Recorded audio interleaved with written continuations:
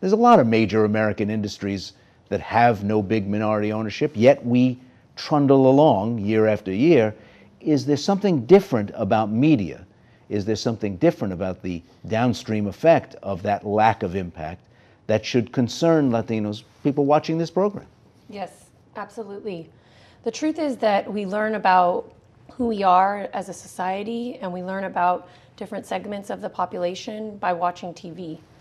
There's certain parts in this country where people don't meet people of color, people don't come into contact with Latinos on a daily basis. They learn about who we are by watching TV. And if we're not on TV, they don't learn about who we are. Or if we are on TV and we're portrayed always in a negative light as gangbangers, as people who are here to cause trouble in the country, then people don't really learn about the value that Latinos bring to this country. Well, we have a control group.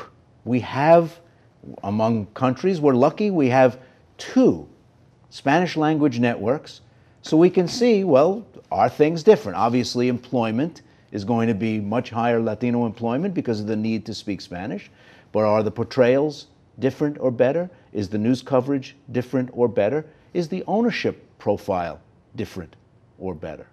Wow, those are a lot of questions all wrapped into one. I would say that two things. One is a lot of the Well, let's just take one then. Okay. Portrayal. If you watch Telemundo and Univision, are you likely to get a different idea about Latinos in the United States than if you watch NBC, which is owned by the same company as Telemundo? I think perhaps. I mean, one thing about Telemundo and Univision is they get a lot of their programming content from outside of the United States. And so you're not really learning about the American Latino experience necessarily. Because I'm just wondering, and as the one on the panel who's supposed to be skeptical, I'm wondering whether that much would change if there was a different ownership profile, if there was a different,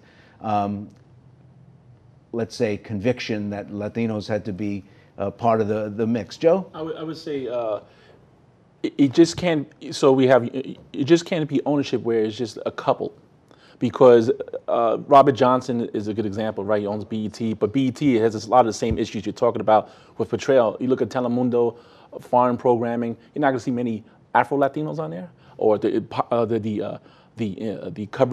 portrayal of indigenous folks is terrible. You look at the news.